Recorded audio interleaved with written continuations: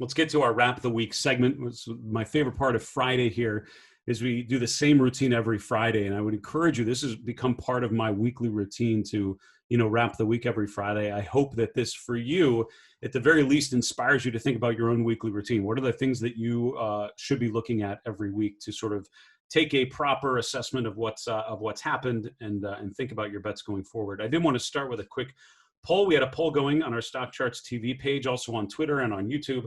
Question was, which sector do you think performs better through year-end 2020? Two choices, consumer staples or consumer discretionary. And basically 2 for 1, the answer was consumer discretionary. And, this comes from a common chart that we look at. I usually call it offense versus defense, looking at the ratio of the XLY, consumer discretionary, versus consumer staples, the XLP.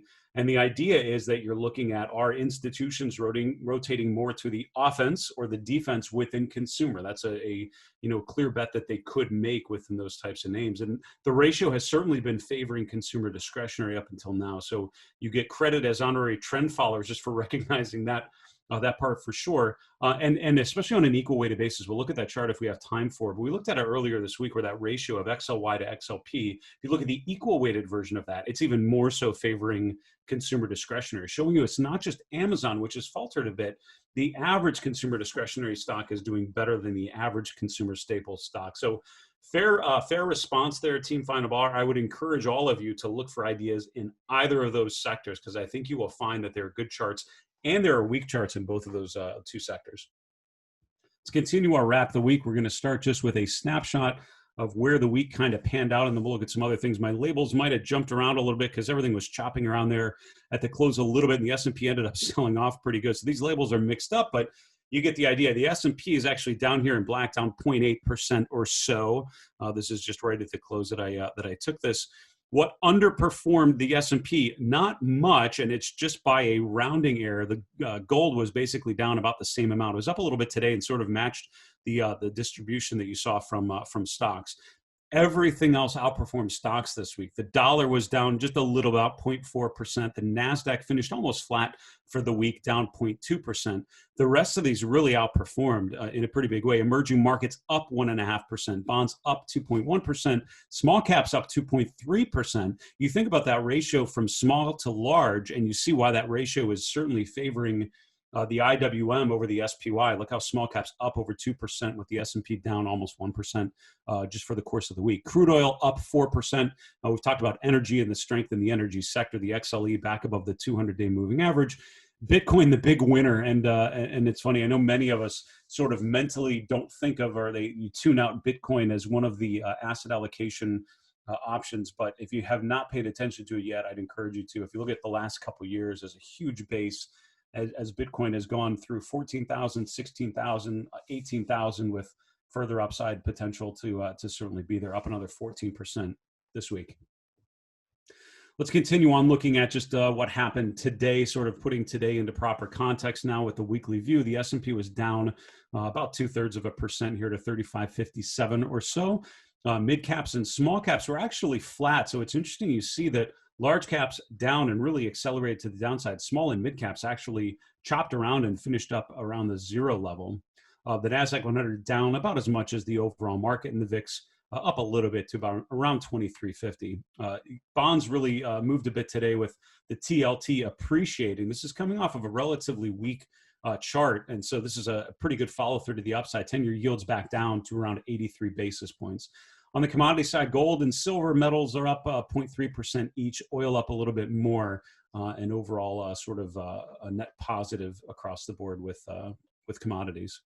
In terms of sectors, very quickly, and then we're going to get to the Mindful Investor Live chart list. We had utilities #1 out of the 11 S&P sectors, materials #2. So those two are sort of flat for the day. Utilities is obviously a fairly boring sector. It is not the juice. It's not exciting, but these are stable companies in some cases with decent relative profiles, but especially with the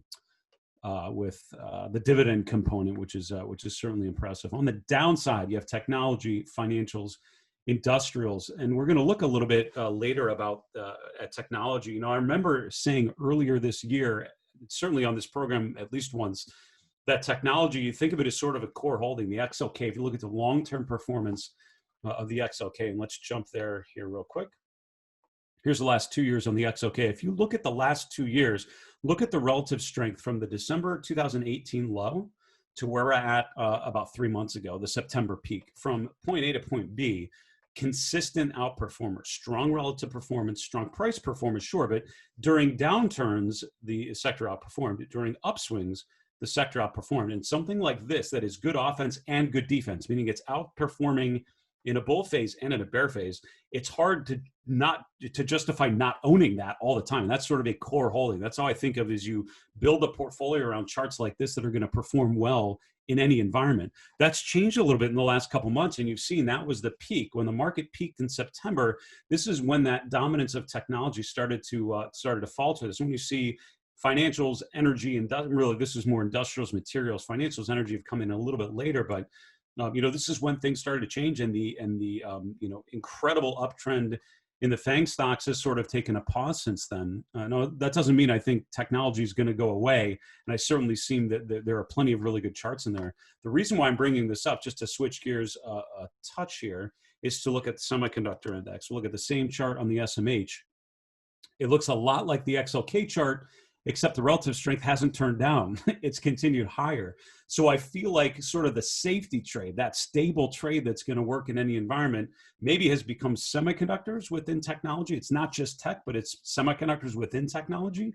Sort of an interesting thing to think about. But again, it's charts that the relative strength line continues to go higher during bull phases and bear phases is a compelling chart I would strongly think about when you're looking for long-term opportunities. Let's continue on to the Mindful Investor Live chart list. This is what we usually look at on Friday.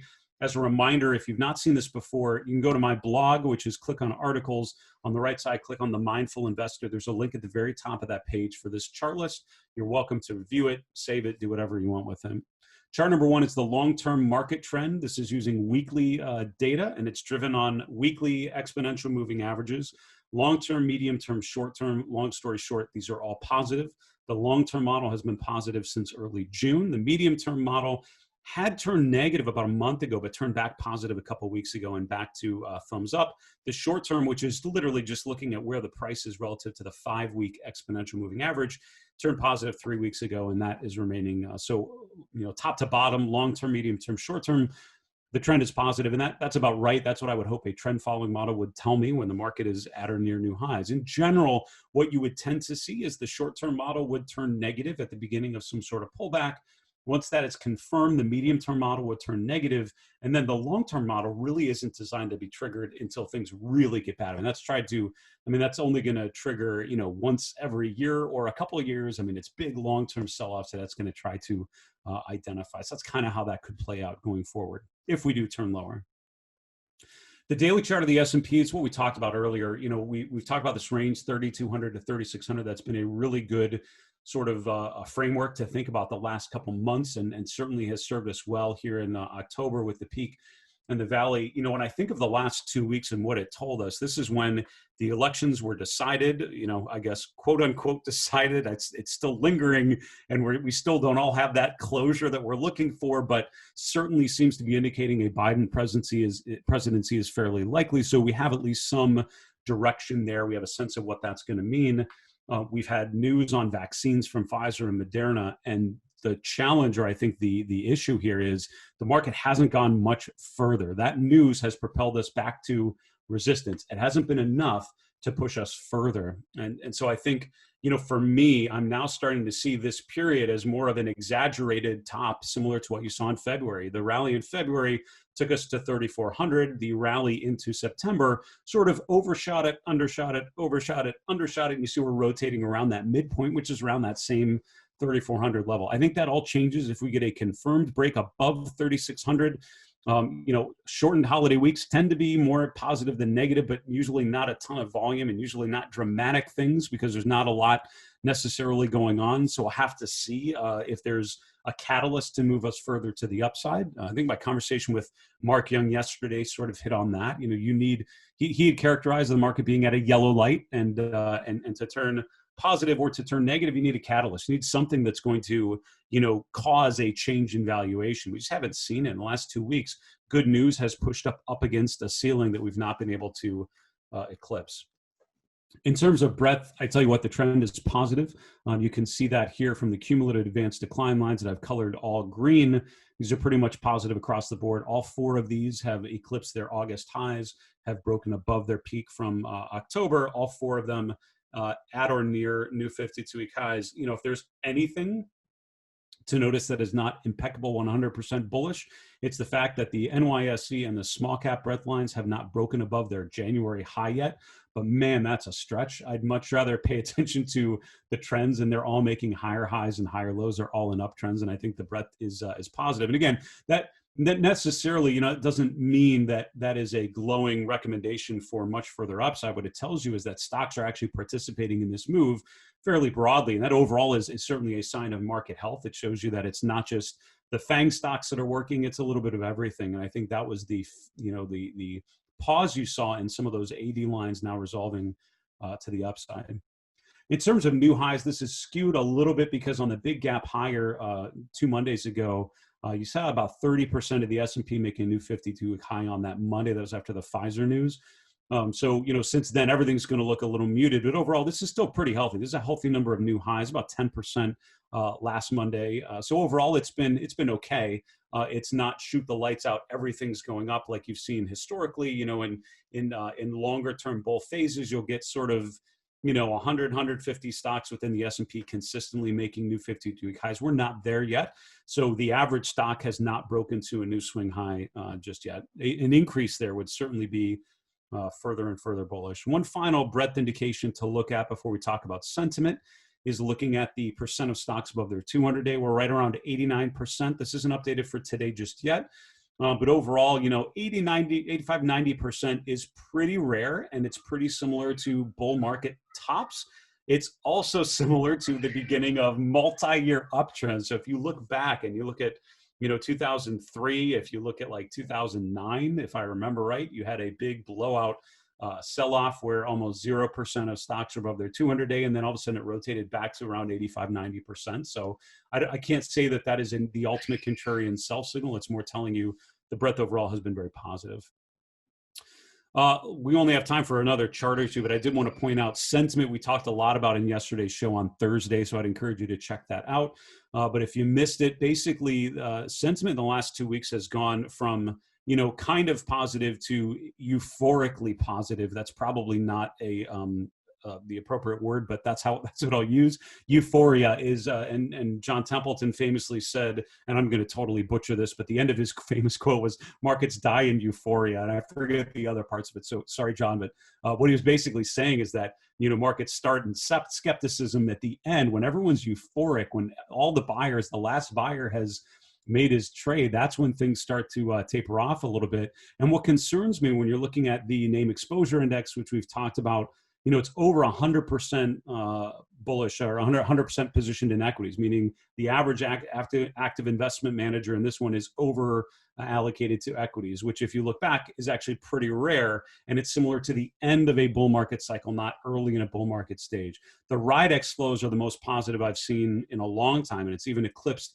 the early 2018 reading just before that sell-off. So you have extreme bullish positioning, you have extreme euphoric sentiment, the VIX put call ratios all making swing lows here. So I feel like the challenge with the S&P faltering at resistance and euphoric sentiment, the narrative that tells me is buyers have bought and they are in and they've made their trade, and who is left to push stocks materially higher from here? And certainly the last 2 weeks of faltering, stabilizing tells me more likely that we back and fill at the very least, if not correct, and get some sort of a pullback instead of just continuing on to new highs.